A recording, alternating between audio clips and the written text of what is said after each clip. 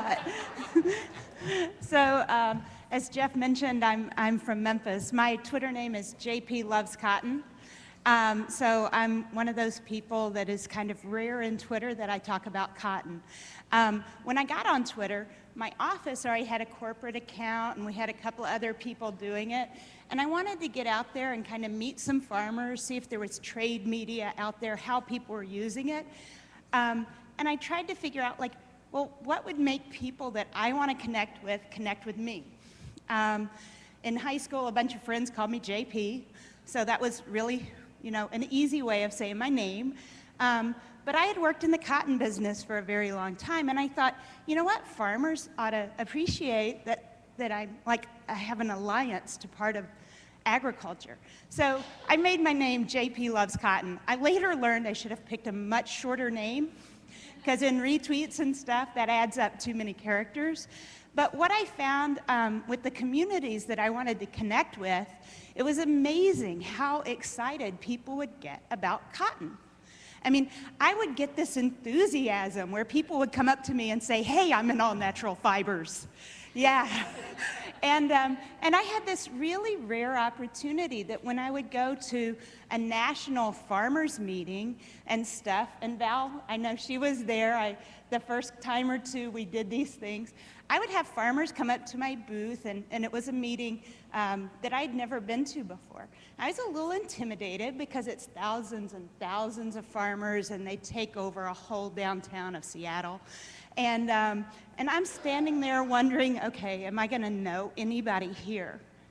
And then I had all these people coming up to our booth going, but where's JP Loves Cotton? And they were hog farmers from Nebraska, and they were cotton farmers from Arizona. And all of a sudden, all these people I'd been chatting with agriculture on Twitter, they were like in my real life. And my colleagues were like going, well, you can't leave the booth because when you're gone, there's these farmers. And these farmers want to talk to you. And they said, you know everything there is to know about cotton. And it's kind of funny because, you know, if you look around the US, Val and her husband, Mark, they're part of a very small part of America. I don't know how many of you guys really think about it, but less than 2% of Americans are on farms. And the other 98% and a half, we're eaters. I'm proud to be an eater, right? But we really do depend on that 1.5% for the food and the fiber that we have every day. And I grew up in a city environment. My mom's idea of going to the farm was stopping at a vegetable stand somewhere, right? So for me to come and be somebody that farmers are gonna seek out because they know I share their values shows a huge change in my life from when I got out of college. I went to college in Enid, Oklahoma, so this feels very familiar to me. But really, having been from Memphis, who would have thought I'd ever go to Enid, Oklahoma? I mean, my friends in Memphis thought I'd lost my mind. That was my first small town experience. And since then, I've lived in New York metro area, White Plains, New York, if anybody cares, Westchester County. And then I moved to the Mississippi Delta. I lived in a town of 600 people. My parents really thought I had lost I was absolutely gone. My nieces came to visit me, and they looked around, and they thought, there's like not even trees here. It's so flat. There's not an incline anywhere unless it's for irrigation. But what I found is I learned so much by being around these other folks that when I got on Twitter, and there were all these other farmers there were just very few cotton farmers. That's because if you look at the 1.5%, then you go down to 0.006% of Americans are cotton farmers. So I would love to know how many of you out there know a cotton farmer. Anybody? Yay! All right, so I need all the ag nerds out there to kind of, you're the 1.5%, or you work with the 1.5%. Kim Ray Baldwin, I know you're back there with all your students. Andy, the chain ranch lady. These are the folks that then turn to me and want to know about cotton a lot of times. I mean, I didn't know anything about pinto beans and stuff other than I love chili until I read Katie's mom's blog, because Katie's mom and dad actually grow pinto beans. So if I wanted to know something about pinto beans, I read their blog and find out they grow them. They're people I can learn that from.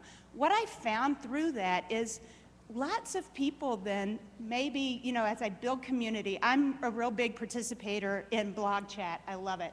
I've been real passionate about my personal blog. I get to blog for work. And then I do travel talk on Twitter because I love travel. But as I do that, a lot of times I find somebody else is going, hey, I heard this about cotton. You know, maybe it's a report about acreage figures. Maybe it's that the price is up and they wonder what that'll do to farmers, or the price is down.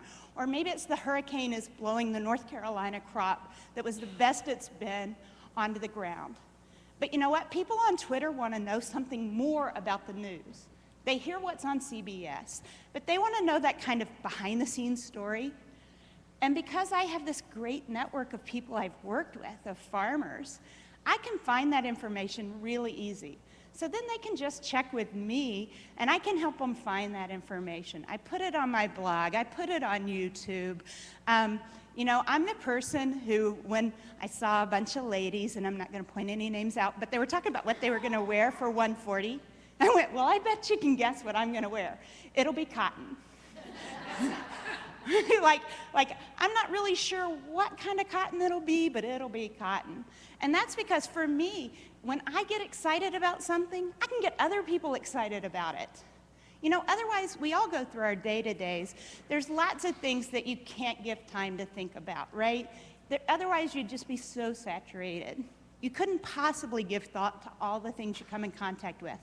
I don't expect you guys to think about cotton every day, all day long, but every now and then, if I can get a Cotton Rocks kind of shout out on Twitter, it's a really good day for me and the cotton farmers out there.